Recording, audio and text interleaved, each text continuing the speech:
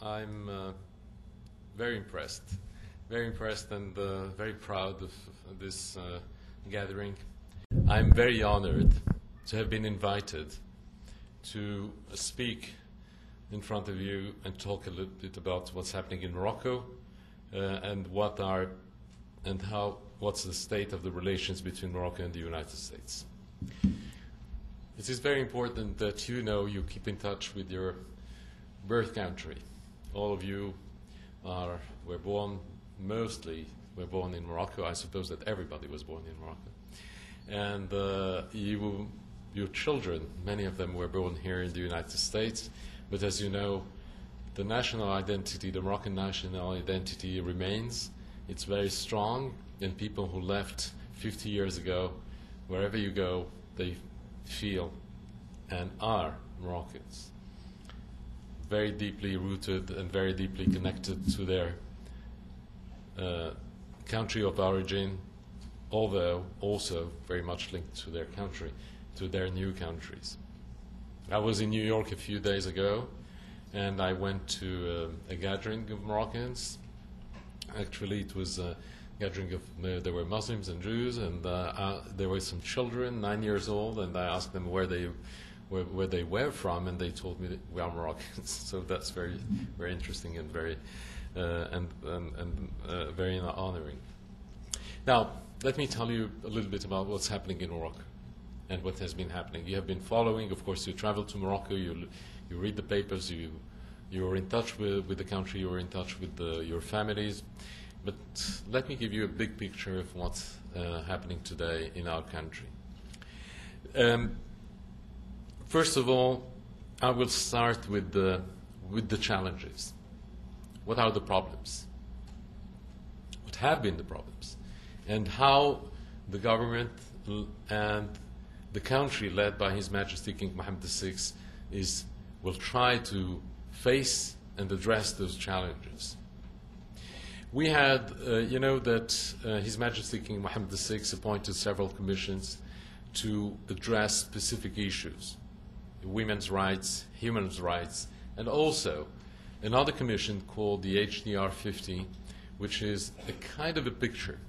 The idea was to have a picture of what happened in the last 50 years in Morocco between 1956 and now. You had several scholars. I think that the commission was, you had something like 110 members coming from all sides of the society, university scholars, members of political parties, NGOs, etc. And they made and of course members of the administration, and they made a huge study which is called the HDR 50, and it's on the web, on the internet, and I think that you can, if you are interested, you can go and look at it. What was the purpose of that? It's a very blunt report. It's public. It's very blunt. It's about what has been happening in Morocco for the last 50 years, how the good things, the bad things, the very bad things, the successes, the failures, and it's unbelievably clear, blunt, and transparent. Many of the members of this commission had been ministers, had been members of the administration, and themselves, when they read the report, they found they were puzzled, because they thought that they had taken decisions and did things in good faith, and at the end, well, some things didn't work. Those are, and you can, by reading that, you can see what are the challenges and what we have to do in the next 20 years. What are the challenges? Well, first of all, Morocco is a country of 30 million inhabitants, 30 million people. We had a population growth of 3.3% in the 60s, 3.3% in the 70s, 2.2% in the 80s, and lately, in the last census, between 1994 and 2004, we had a result of 1.4% of population growth. What all these numbers mean? It means that you have today a huge young population in Morocco. huge pressure on employment, young people looking for jobs, young people looking for education. And of course, you know that the resources of the country are what they are limited, and we don't have oil, we don't have gas, we don't have this kind of resources. What we have is our people. What we have is human resources, a beautiful country with some good resources. Geography is a resource. As you know your country, can have a good agriculture. We have good fisheries, and we have the location, which is very good for tourism. But we need jobs, and the economy today, as it goes, does not provide enough jobs for all the people requesting jobs. The same thing for education. Everybody has the right to education. Everybody can go to university. Everybody for free. It's a completely different system from the United States. For a country like Morocco, you need a 7%, 8%. And let me tell you that this year we will have an economic growth of around 7%. So how do you have such an economical growth? Well, by being attractive to investments, foreign investments, domestic investments. How do you become attractive to investments? Well, by becoming business friendly. You are in a country which is very business friendly, and you know it. Many of you are businessmen. Well, how do you become business friendly? By having the rule of law, making sure that everything works as it is written, having the laws, modern laws, and good governance. And this is what it is all about. This is what we have been doing in the last years. His Majesty King Mohammed VI, when he became king in 1999, his first speech, he said that he was going to continue the democratization process started by his father, that he was going to address women's rights, saying that no country can think 1 second that it can have an economical or whatever development without addressing the rights of half of its population. And this is, I'm quoting, I think, almost by the word his speech. And he said that he was going to address all the issues of human rights. If you look at what has been happening and what happened in the last 7 years, I think that His Majesty delivered. Let's talk a little bit about the issue of human rights very quickly. His Majesty appointed several commissions. And one of the commissions is the IER, and those among you who live here have met with the members of the IER, and especially the president of the IER, Mr. Benzikri. IER means equity and reconciliation. What does that mean? Well, things have happened in the past, in the last 40 years, and the IER went and looked at what had happened in terms of abuses of human rights in the last 40 years. The Commission came out with a report, and His Majesty asked the Commission with a report on the findings and a report on and the recommendations. What were the findings? Well, that things have happened, and between 1956 and 1999, but in very specific times. It was not a continuous, and the Commission came also with the recommendations in terms of compensation of those who abused, whose human rights were abused. The Commission went into very specific and very interesting concepts. No other country in the world did that. The Commission went into 1956 and said in 1956 the political parties, the militias, it was immediately after independence, the political parties, the militias fought one against each other, and some people got injured, some people got killed, some properties got ruined, and, well, even if the government of today is not responsible for something that happened in 1956, the Commission considered, and the government accepted it, that the first duty of the government is to assure the security of its people. So in 1956, there was a shortcoming of the government, so the Commission decided that the government should pay compensations. The Commission went into other things. For instance, 1971, you remember that there was a coup d'etat, an attempt coup d'etat against the king, King Hassan II. Some cadets from a military school came into the palace, tried to kill the king and his family, and killed 180 people. These people were tried and sentenced to life jail.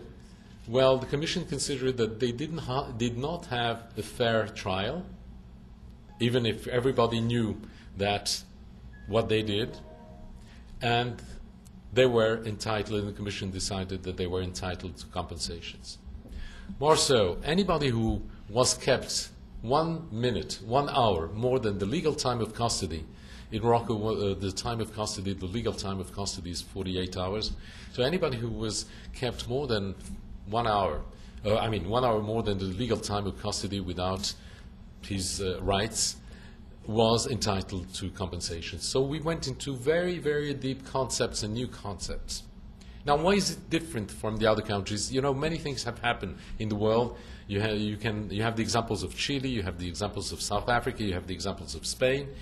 Most of these countries did not, even when they had these commissions, did not go into such concepts.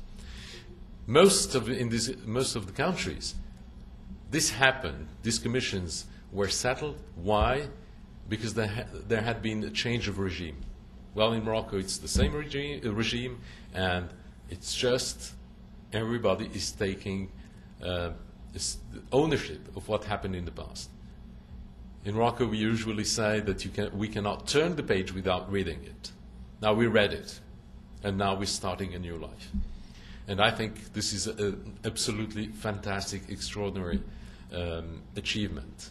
And let me tell you, when we take these people from the IER Commission to human rights organizations, to universities, everybody is very much interested in how it worked, how it's going on, and the recommendations. By the way, I said that the King asked the Commission to publish the results of its findings, but also to and publishing the results of the findings, but also the recommendations. Now, the second thing, democratization. 2002, we had the first elections and this reign, and everybody, for the first time in Moroccan modern history, in 2002, the elections were considered free and fair and transparent by all the political parties and by the international organizations like NDI, IRI, etc. We have elections in 2007, and we'll see what will happen. And I think that in 2007, we will have, by the way, the Moroccans living outside the country will vote. And there are also they can run for these elections, and this is very important. And I encourage you to vote for these elections. So in 2007 we will have the elections, and we will have a picture of the political life in Morocco. The political parties and the government are meeting to decide what will be the electoral law. I mean, how are we going to vote? Will it be proportional? Will it be one man, one candidate? I mean, how many? What are the thresholds to be represented in the parliament? The threshold means that you cannot be represented in the parliament if you don't have more than 5% or 7% or 10% of the votes. And all this will be decided within the next month, before the election in 2007. The women's rights, and here the ladies, all the ladies who are here know a lot about this. What is interesting about women's rights is that, as you know, there was a big, women today in Morocco are everywhere. They are ministers, ambassadors, entrepreneurs, leading professors. 80% of the medical school are women, are girls, etc., etc. But until 2004, they were not at the same level in terms of family law. They didn't have the same rights as their husbands. Well, this has changed. And how did it change? Because His Majesty appointed a commission whose members were members of the women's organizations, political parties, religious scholars, lawyers, etc. This commission came out with a proposal, 3 proposals, one conservative, one in the middle, and one very progressive. And His Majesty chose the most progressive one. And it was sent to the Parliament, adopted by unanimity 3 years before. You had a huge march in Casablanca against the changes of the family law, and you had a huge march in Rabat exactly the same day for the changes of the family law, and you can see how the country was split. Well, because His Majesty decided to appoint this commission, and this commission came out with a proposal, and this proposal went to the Parliament adopted it by unanimity. But you know why it was adopted by unanimity? Because in front of each change, there were 11 changes. In front of each change, there was a verse of the Quran or a teaching of the Prophet. So that means that that was perfectly, absolutely, perfectly in sync with religion and with Islam. And that is very important. You have other countries like Tunisia or Turkey that have a rather, I'm talking about Muslim countries, that have a rather balanced family law. Well, the difference with Tunisia is that Tunisia, it was imposed in the beginning of the 60s. It was a secular law.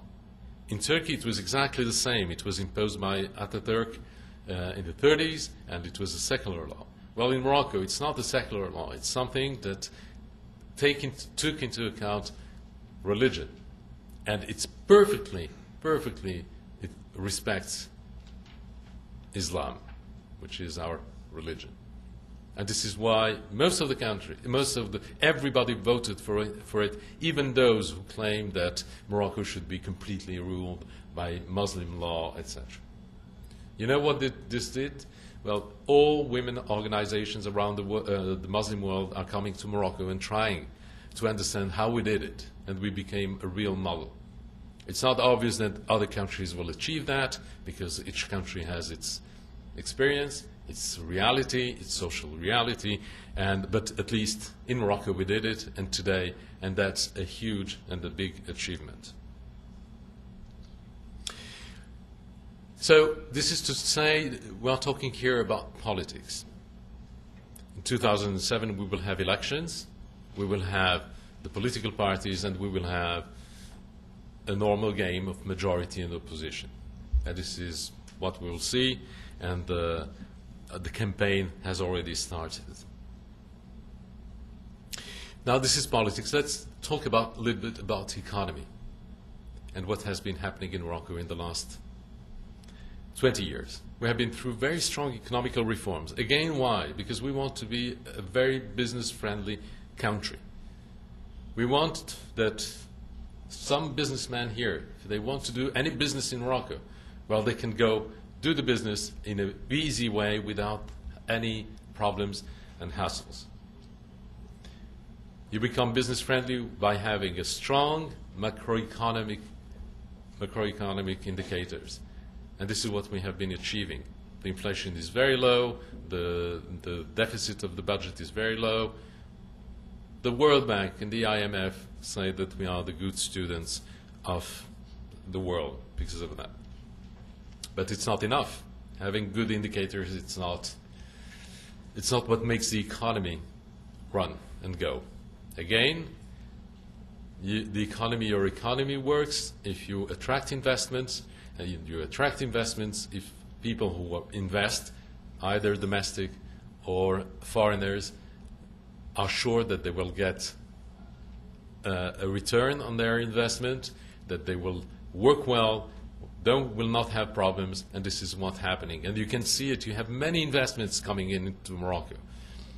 lately, if you have been reading the newspapers and the information coming from Morocco, for instance, there are two companies from the Emirates who signed two agreements for an investment of $9 billion. But the goal, the whole overall investment will be around $17 billion, and or $19 billion anyway. It's lots of money. But what you can see, and I'm talking with my friends in Morocco, family and friends who are in business, and they are telling me, the country has changed. It's fantastic. We're working. Everybody's working. Another indicator, you have lots of young people who are studying here either in Canada or in the United States, working in Canada or in the United States or somewhere else, and they are coming back to Morocco because they find positions. Because there are new companies, because the economy is starting and it's going well.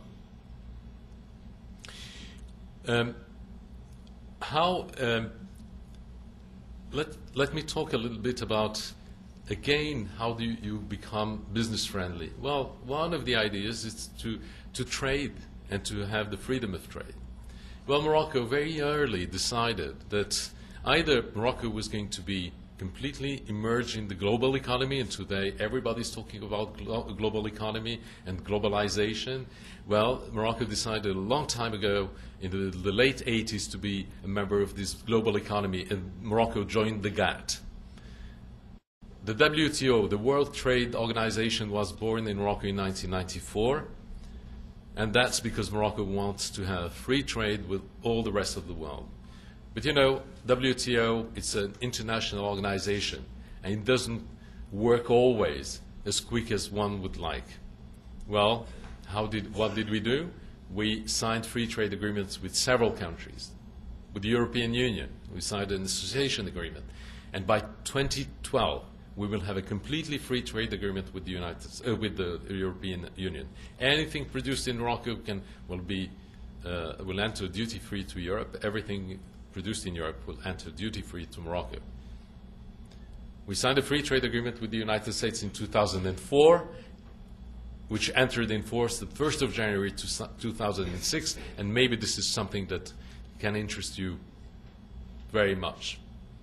So today we have a free trade agreement with the United States. It's strong. It's important.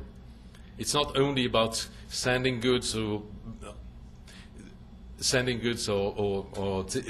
bringing goods. It's also about investments. It's also about services. We're talking about banks and insurances, etc.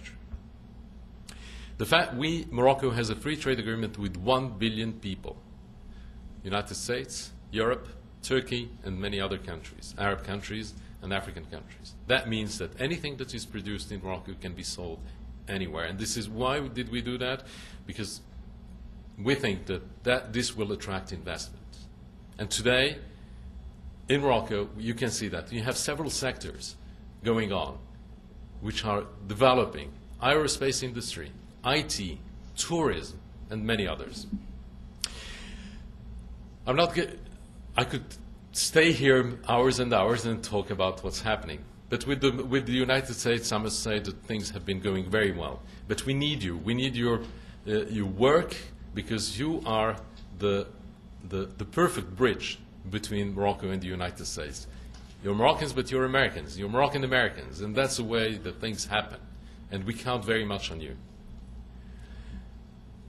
The other challenge, and one of the main challenges that we have today, is also the issue of the Sahara. National integrity. Everybody knows that. Every Moroccan knows how deep and how important it is for every Moroccan. And you know it. I don't need to tell you that. Well, where are we there? His Majesty made a speech. We have been trying for years and years to solve the problem. And unfortunately, it didn't work, because the other side doesn't seem to be really ready to settle, to have a settlement. We have been trying everything.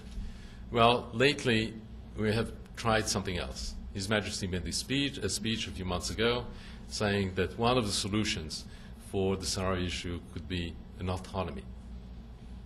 But since it's something that touches every Moroccan, from the north, from the south, from the Sahara, he decided to go again in a consultation process. And the consultation process is, he asked the political parties, he asked also the people from the Sahara to bring their input. And there was an organization called the CORCAS, which is a consultative commission, whose members are Sahrawis, people from the region of the Sahara, from all the tribes, all the fractions, and these people, and the king asked them to work and to bring their input on what could be an autonomy plan for the region. Now, all this is very complicated, it's not easy, but the CORCAS is working. The CORCAS made calls to everybody. He asked all the Sahrawis, the people from the region, to bring their input. The chairman of the CORCAS made a call to the leadership of the Polisario, asked them to come and bring their, because we consider that every Sahrawi is a Moroccan, and everybody should bring its input, what they have to say, what they want, and that's very important. And that's the way maybe that how we will solve the problem. We have Sahrawis in the camps in Tindouf. Well, what Morocco is saying, those people are Moroccans.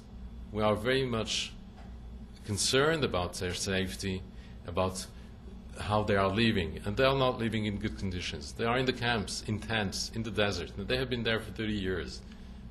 They are Moroccans. We would like them to come back to their families. Let's not leave them as hostages of a political problem. At least let these people live well. And then we will talk, and we will talk politics. Anyway, I think that the future of the region is the regional integration. The good for the region is, look at what happened in Europe. Look at these countries that had been fighting and making wars to each other for centuries and centuries. Well, they reached the conclusion that the best way was to integrate, open the borders. Today, you can travel from Portugal to Poland without showing your passport. Goods can do the same. Capital. And Europe has never been living so well. Well, we should have the same thing in our region. Why shouldn't we? Well, very close. I mean, Algerians and Moroccans, we are much closer, Algerians and Moroccans and Mauritanians and Tunisians and Libyans, much closer than Spaniards and French, than French and Italians. And they did it. Well, why couldn't we do it? And this is what we are saying all the time and trying to convince our friends, our Algerian friends, that it is time to work together, to do things together, to develop together. And we hope that this will happen. To the people of the Polisario, we are telling them, you Moroccans, bring what you have. Let's talk, let's solve the problem. But the most important thing for a Moroccan, and all of you Moroccans, you know how dear it is, the territorial integrity of Morocco is so important for us. No Moroccan can think 1 second, 1 minute, that Morocco can live without its southern part, which is the Sahara, and without his southern population, which are the Sahrawis. And that's very important. So I gave you what's happening today, and hopefully the CORCAS will bring the results of its work, the political parties will bring their input, and hopefully in some time we will have a proposal. But we will keep you in touch, we will keep you informed. But again, thank you very much for having organized this. This is very important. The Embassy of Morocco, of course you're Americans, but the Embassy of Morocco can give you information about what's happening in Morocco, in your home country, in your birth country, and we can go on. And please count on us. We are at your service. If you need anything, call us. My door is always open, and as you know, all my colleagues at the embassy are completely at your disposal and are completely open for anything that you need. And please, U.S.-Moroccan relations are very important. You're Americans, and you know what America is. It's a wonderful country. It's an extraordinary country. People don't know it. outside America. I've been traveling all around the country, and I found absolutely unbelievable things. The success, it doesn't come just like that. It happens because people are what they are, and because the system works as it is. Well, you can be this wonderful bridge on these relations between Morocco and the United States. We have the free trade agreement. Morocco was declared a major NATO ally, and Morocco will be one of the recipients of the Millennium Challenge account, and I think that the envelope will be very big. We're talking about hundreds of millions of dollars. Well, all this brings the countries together and will enhance the relationship between Morocco and the United States. But nothing can be done without you. You're a perfect bridge. Thank you very much.